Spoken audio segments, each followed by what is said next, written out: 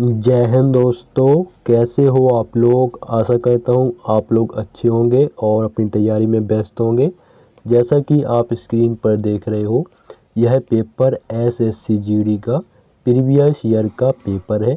यानी जो आपकी पिछली भर्ती एसएससी जीडी की निकली हुई थी उसका ये पूरा आंसर की है। तो आज हम जीके जीएस के सेक्शन को या जीके जीएस के पार्ट को सॉल्व करने वाले हैं। इसके अलावा कुछ प्रीवियस ईयर के पेपर जिसमें आपका जीके जीएस, रीजनिंग और आपका हिंदी का मैं सॉल्व करवाया हूं। तो अगर आप वो देखना चाहें तो वीडियो प्लेलिस्ट पर जाकर देख सकते हैं। इसके अलावा आपका मैथ का जो प्रीवियस ईयर का पेपर है वो भी आपका 24 नवंबर, वो 24 नवंबर नहीं 14 नवंबर से स्टार्ट कर देंगे। तो ये आप देख लीजिए, आपका section part B general knowledge and general awareness. चलिए दोस्तों, वीडियो स्टार्ट करते हैं बिना किसी देरी के। अगर आप नए हो तो चैनल को जरूर सब्सक्राइब कर लेना। एसएससी जीडी के जितने भी आपके प्रीवियस ईयर के पेपर है मैं सॉल्व करवाने वाला हूँ, चाहे वो 2021 का हो, चाहे 2022 का हो, चाहे वो आपका 2019 का हो। तो आपका जीके जीएस का पहला प्रश्न, निम्नलिखित में से कौन सा वेद सबसे पुराना है। तो ये सभी को पता होगा, बिल्कुल आसान प्रश्न है। कौन सा वेद है? सृग वेद। कौन सा वेद है? सृग वेद। सृग वेद आपका सबसे पुराना वेद है। तो ऑप्शन 3 आपका बिल्कुल सही होगा। बढ़ते हैं अगले प्रश्न की ओर। अगला प्रश्न आप देखोगे, अगला प्रश्न है आपका, भारत में अधिकतम मुद्रास्फीति वर्ष 1974-75 में 25.2% दर्ज की गई थी, जो मुख्य रूप से उसके पिछले वर्ष खरीफ फसलों के खराब हो जाने और कच्चे तेल के मूल्यों में बढ़ोतरी के कारण हुआ था। तो कब हुई थी? 1974-75 में। ठीक है, तो ऑप्शन 4 आपका बिल्कुल सही होगा। तो आपके प्रश्न, खासकर जो आपका प्रीवियस ईयर का पेपर होता है उसमें आपका फ़ायदा यह होता है कि आपको प्रश्नों का लेवल पता चल जाता है। प्रश्न का लेवल क्या है, कठिन है कि सरल है, इसके अलावा किस किस टॉपिक से आपके प्रश्न पूछ जा रहे हैं, तो वो आप आसानी से तैयार कर सकते हो। और प्रश्न भी रिपीट होते हैं, आपको सभी को पता है। ठीक है, तो अगला प्रश्न है आपका, SME का पूर्ण रूप स्मॉल एंड डैश इंटरप्राइजेज होता है या है। तो दोस्तों, SME का फुल फॉर्म होता है small and medium size enterprise. क्या होता है? मीडियम साइज क्या होता है? मीडियम साइज, फिर आपका इंटरप्राइजेस। ठीक है, तो ऑप्शन 2 आपका बिल्कुल सही होगा। समझ में आ गया? देखो, एस से हो गया आपका, क्या हो गया? स्मॉल एंड हो गया। ठीक है, एस से स्मॉल हो गया, एंड वो लग जाता है। ठीक है, और आपका एम से हो गया मीडियम साइज, और ई से हो गया आपका इंटरप्राइजेज। समझ में आ गया? तो उसने आपका एस के आगे का पूछा है तो मीडियम साइज। ऑप्शन 2 बिल्कुल सही होगा। अगला देखिए, अगला प्रश्न आपका कला और संस्कृति से। कला और संस्कृति का जो आपका टॉपिक है, बिल्कुल आपका वेरी मोस्ट आपका ये टॉपिक है। यहाँ से आपके 2 प्रश्न तो बनेंगे ही बनेंगे, क्योंकि आपका जो शास्त्रीय नृत्य हो गए, लोक नृत्य हो गए, कोई आपका उत्सव या त्यौहार हो गया। ठीक है, यहाँ से आपके 2-3 प्रश्न तो बनते ही बनते हैं। ठीक है, तो आपको ये पढ़ना जरूर है। अगला देखो, प्रश्न को पढ़ो। राउत, नाचा, पंथी और सुआ निम्नलिखित में से किस राज्य की प्रसिद्ध नृत्य शैलियाँ है। तो किस राज्य की हैं? तो दोस्तों ये छत्तीसगढ़ राज्य की हैं। किस राज्य की हैं? छत्तीसगढ़ राज्य की। ऐसे प्रश्न अगर आपको देखने को मिले तो इसको नोट कर लिया करो। ठीक है, क्योंकि ये ऐसे जो प्रश्न होते हैं ये केवल एसएससी जीडी में नहीं, हर एक एग्जाम में पूछे जाते हैं, चाहे वो बड़ा एग्जाम हो चाहे आपका छोटा एग्जाम हो। ठीक है, अगला देखो, ज्वालामुखी से निकलकर पृथ्वी की सतह पर फैलने वाले मैग्मा को क्या कहते हैं। तो उसको क्या कहते हैं? लावा कहते हैं। आप देखते होंगे जब आपका ये ज्वालामुखी जब ऐसा फटता है ना यहाँ से, तो जो निकलता है ना वो लाल लाल से, वो लावा कहलाता है। तो ऑप्शन 2 आपका बिल्कुल सही होगा। मैग्मा को लावा कहते हैं, वही मैग्मा वही लावा। अगला देखो, अगला प्रश्न आपका पॉलिटी से है। पॉलिटी से भी आपके 2-3 प्रश्न देखने को मिलेंगे। आपका अनुच्छेद से ज़्यादा प्रश्न देखने को मिलते हैं। ठीक है, खासकर अनुच्छेद की मिलेंगे। तो पढ़ो, किस संवैधानिक संशोधन के द्वारा संविधान में मूल कर्तव्यों को जोड़ा गया था। तो कौन सा संविधान संशोधन था? तो दोस्तों वो आपका 42वां संविधान संशोधन था। कौन सा था? 42वां संविधान संशोधन। उसी के हिसाब से आपका मूल कर्तव्यों को जोड़ा गया था। तो ऑप्शन 3 आपका बिल्कुल सही होगा। ठीक है, अगला देखिए, डैश को पांचवी पंचवर्षीय योजना के दौरान पेश किया गया था। तो किसको? पांचवी पंचवर्षीय जो योजना है आपकी, वो आपकी 1974 से 1978 तक चली थी, यानी 4 वर्ष ये आपकी पंचवर्षीय योजना चली थी। ठीक है, तो किसको पेश किया गया था? तो दोस्तों न्यूनतम आवश्यकता कार्यक्रम को 5 वर्षीय सॉरी यार बोलने में दिक्कत हो रही है। देखो, न्यूनतम आवश्यकता कार्यक्रम को 5वीं पंचवर्षीय योजना के दौरान पेश किया गया था। ठीक है, तो ऑप्शन 2 आपका बिल्कुल सही होगा। और प्रथम पंचवर्षीय योजना आपकी 1951 से स्टार्ट हुई थी और 1956 तक चली थी। और दूसरी पंचवर्षीय योजना 5 वर्ष बढ़ा दीजिए 1956 से 1961 तक। और तीसरी पंचवर्षीय योजना 1961 से 1966 तक। ठीक है, ये प्रश्न भी आपका पूछा जाता है, खासकर आपका पंचवर्षीय योजना का जो आपका टाइमिंग है और आपका उद्देश्य क्या था, ये प्रश्न में पूछा जाता है। तो पंचवर्षीय योजना से रिलेटेड आप इस टॉपिक को अच्छे से कवर कर लो, यहाँ से प्रश्न बनते ही बनते हैं। अगला प्रश्न है, निम्नलिखित में से कौन बीसीसीआई के पहले अध्यक्ष थे?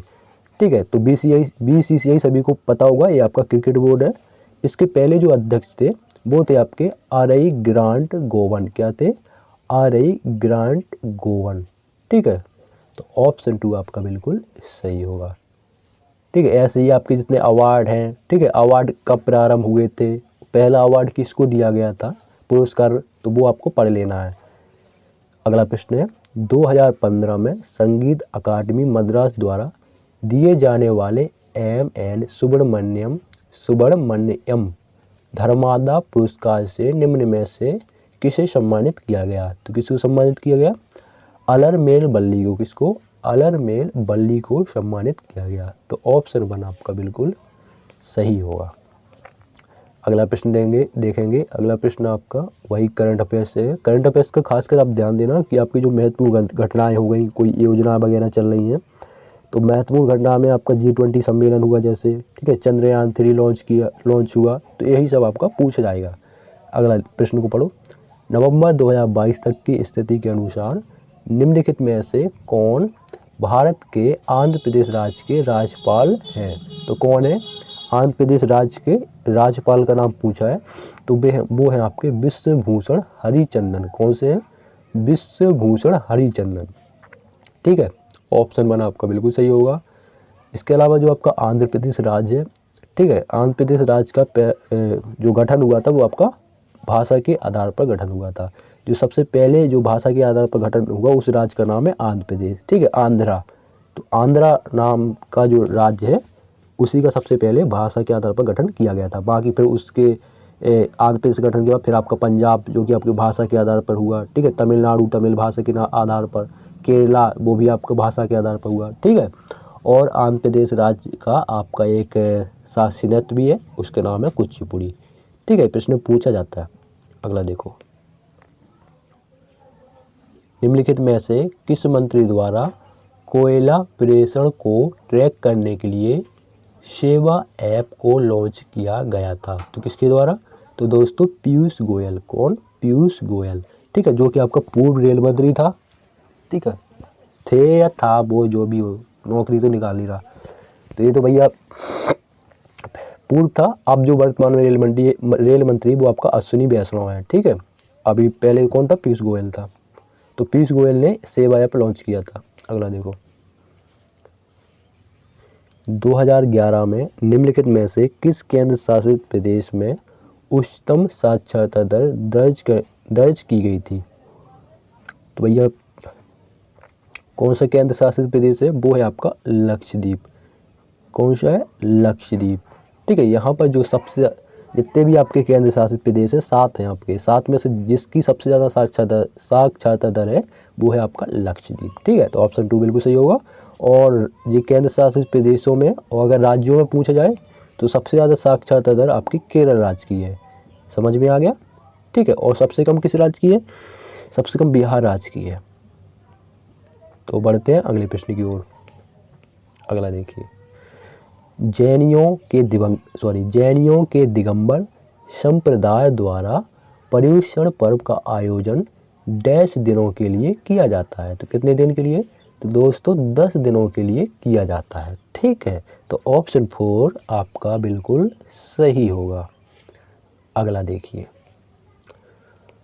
अगला प्रश्न है अवोगाद्रो की संख्या 6.022 x डैश है, तो कितनी है? 10 की घात 23 है। कितना है? 10 की घात 23। ठीक है, ये आपका एक फिजिक्स में अगर आप पढ़े होगे तो ये दिया गया है। ठीक है, तो ऑप्शन 2 आपका बिल्कुल सही होगा। अगला देखो, 2022 तक प्राप्त जानकारी के अनुसार भारत में कितने उच्च न्यायालय हैं? तो कितने हैं? 2022 के अनुसार बताना है, तो आपके 25 आपके उच्च न्यायालय हैं। हाई कोर्ट जिसे हम बोलते हैं ना, वही हैं आपके 25 हैं। तो ऑप्शन 1 आपका बिल्कुल सही होगा। अगला देखिए, अगला प्रश्न आपका जनरल साइंस से है। पत्तियों की कोशिकाओं में आप लवक कहाँ पाए जाते हैं? तो ये भाई आपका कोशिका द्रव में पाए जाते हैं। कहाँ पाए जाते हैं? कोशिका द्रव में पाए जाते हैं। तो ऑप्शन 2 आपका बिल्कुल सही होगा। अगला देखिए, अगला प्रश्न आपका खेल से संबंधित है, खेल कूद से।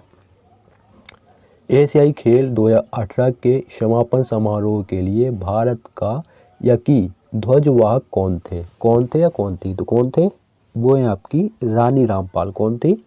रानी रामपाल थी। ठीक है, ध्वजवाहक। तो ऑप्शन 4 आपका बिल्कुल सही होगा, रानी रामपाल। अगला देखिए, पूना पैक्ट परिणाम स्वरूप हरिजन सेवा संघ की स्थापना कब हुई थी? तो दोस्तों हरिजन सेवा संघ की स्थापना 1932 में की गई थी। कब की गई थी? 1932 में। तो ऑप्शन 2 आपका बिल्कुल सही होगा। ठीक है, अगला प्रश्न देखिए, अगला प्रश्न है आपका अटल पेंशन योजना के अंतर्गत ग्राहक की आयु डैश के बीच होनी चाहिए। तो आपको मैं पहले बताया कि जो आपकी सरकार की सेंट्रल गवर्नमेंट हो चाहे वो स्टेट गवर्नमेंट हो, ठीक है, उनकी जो महत्वपूर्ण योजना है उनको जरूर पढ़ना। तो भैया अटल पेंशन योजना के लिए आपकी अगर आप लाभ लेना चाहते हैं तो आपकी जो आयु होना चाहिए वो 18 से 40 वर्ष होना चाहिए। ठीक है, ऑप्शन 2 बिल्कुल सही होगा। अगला और आखिरी प्रश्न है, छोटा कर लो इसको। डैश विशेषज्ञों द्वारा किसी विशेष बीमारी के कारण समय से पहले मरने वाले लोगों की संख्या का पता लगाने के लिए उपयोग किया जाने वाला एक संकेतक है। क्या? रोग का वैश्विक बोझ। क्या? रोग का वैश्विक बोझ। तो ऑप्शन 3 आपका बिल्कुल सही होगा। तो दोस्तों ये थे आपके एसएससी जीडी में पूछे गए प्रीवियस ईयर का पेपर के जीके जीएस के प्रश्न। वीडियो कैसा लगा कमेंट बॉक्स में जरूर बताएं। अगला सेक्शन आपका मैथ का स्टार्ट हो जाता है। तो मिलते हैं किसी नेक्स्ट वीडियो में, तब तक के लिए जय हिंद जय भारत।